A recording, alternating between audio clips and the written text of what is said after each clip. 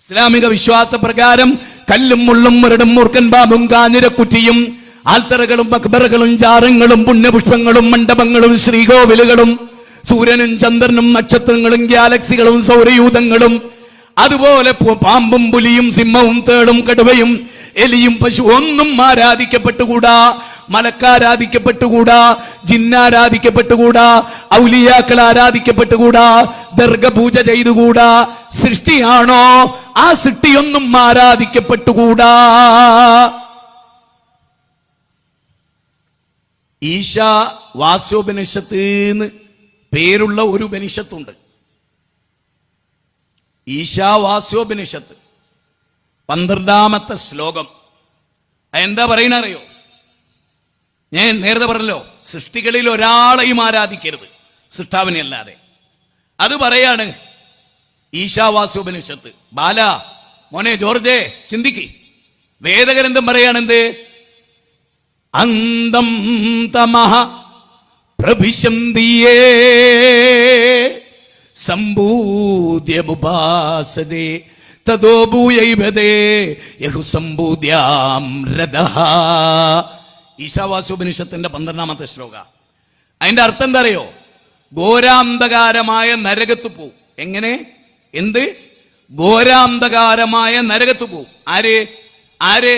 സൃഷ്ടാവിനെ അല്ലാതെ സൃഷ്ടിയെ ആരാധിക്കുന്ന ഏതൊരു വ്യക്തിയും. പശുവിനെ ആരാധിച്ചാൽ നരകത്ത് പോകുന്നതാണ് ഹൈന്ദവ വേദഗ്രന്ഥത്തിലുള്ളത്. ഞങ്ങൾ വായിച്ചു, ഞങ്ങളത് എല്ലാ സ്ഥലത്തും ജനങ്ങളോട് പറയുന്നു.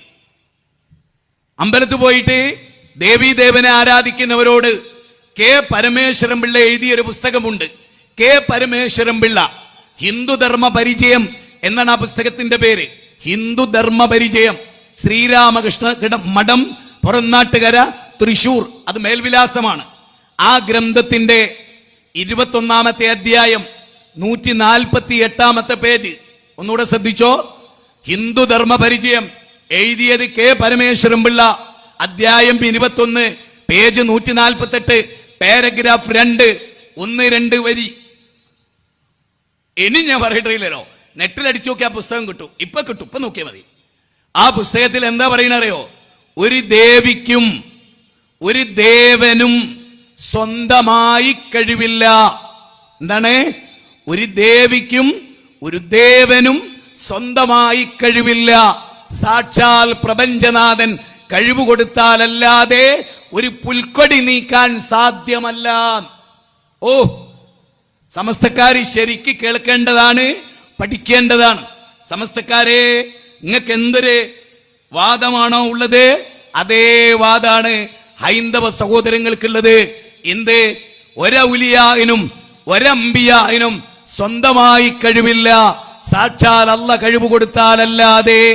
ഇതേ വാചകം, ഇതേ ആശയം ഹിന്ദുധർമ്മ പരിചയത്തിൽ എങ്ങനെ വന്നു? അഥവാ ഹിന്ദുധർമ്മ പരിചയത്തിലുള്ള ആ വിശ്വാസം എങ്ങനെ നമ്മുടെ ജീവിതത്തിൽ വന്നു?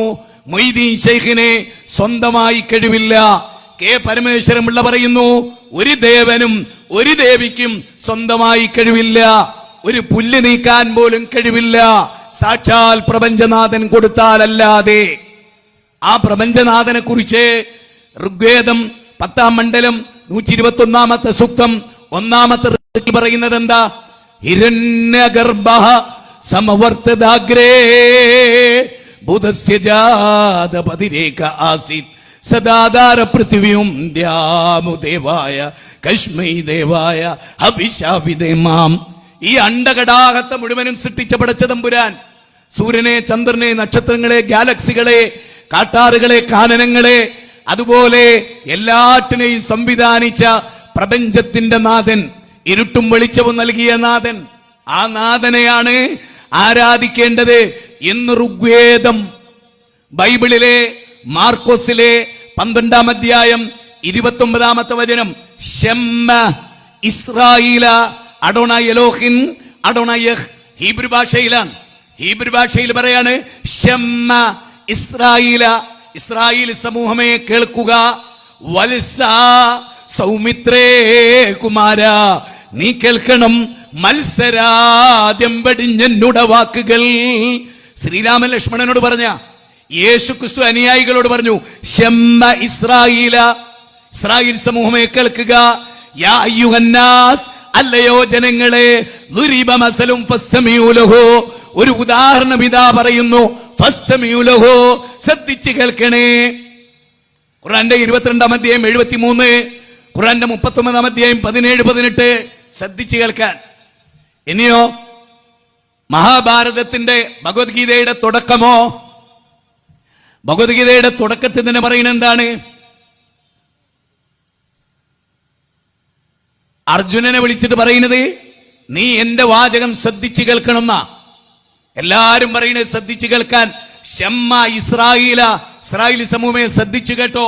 അഡോണാ എലോഹിൻ, അഡോണാ യഹ്, യഹ് അഹദ്, അഹദ് ഏകം, സത് ബഹുദ വിപ്രാവദന്തി, യോ ദേവാ നാം നാമദാ ഏകേവ, ത്വമേകം ശരണ്യം ത്വമേകം വരണ്യം. എത്ര വ്യക്തമാണ്! ഏകം മേഘം, ത്വമേകം ജഗത്കർത്തൃ പാതൃപ്രകൃതൃ, ത്വമേകം പരം നിശ്ചലം നിർവികൽപ്പം. 5 തവണയാണ് ഏകൻ, ദൈവം ഏകനാണ്. ലാ ഇലാഹ, ഒരാരാധ്യനുമില്ല, ഇല്ലല്ലാ, വഹദായ, ഏകനായ അല്ലയല്ലാതെ, അവന്റെ വഹദാനിയത്ത് അതാണ്. അപ്പൊ എന്ത് മനസ്സിലായി? ഹിന്ദുവിനെ, മുസ്ലിമിനെ, ക്രിസ്ത്യാനിയെ, ജൈനനെ, ബൗദ്ധനെ എല്ലാരെയും സൃഷ്ടിച്ച ഒരു ദൈവാണെന്നും ആ ദൈവത്തെ ആരാധിക്കാൻ പാടുള്ളൂന്നും മാനവകുലം ഒരു തറവാട്ടിലെ അംഗങ്ങളാണ് എന്നും അല്ലേ? ഇന്നഹാദിഹി ഉമ്മത്തുകും ഉമ്മതൻ വാഹിദ വഅന റബ്ബുകും ഫഅബ്ദൂൻ. സൂറത്ത് മുഅ്മിനൂൻ 52-ാമത്തെ വചനം. തീർച്ചയായും നിങ്ങളുടെ സമുദായം ഒരേക സമുദായമാണ്, മാനവകുലം. അതേ ബാന്ധവ മാനവ സർവേ സ്വദേശാഭുവനത്രയം, ലോകമാണ് തറവാട്. വസുദൈവ കുടുംബകം, ഒരച്ഛനമ്മമാർക്ക് പിറന്ന മക്കൾ, ഓർത്താലൊരൊറ്റ തറവാട്ടുകാർ നാം. നാഥന്റെ മുറ്റത്ത് വിരിഞ്ഞു നിൽക്കും തന്മുന്തിരിക്കൊത്ത മനുഷ്യവർഗം. കനന്നാസു ഉമ്മതൻ വാഹിദ. സൂറത്ത് ബഖറ 213. മാനവകുലം ഒരച്ഛന്റെ അമ്മയുടെ മക്കൾ, ഒറ്റ തറവാട്ടുകാർ, ഒരച്ഛന്റെ അമ്മയുടെ മക്കളാ നമ്മൾ. മനസ്സിലായോ? ഇസ്ലാം ലാ ഇലാഹ ഇല്ലല്ലാഹയിലൂടെ മാനവകുലത്തെ ഒന്നിപ്പിച്ചു.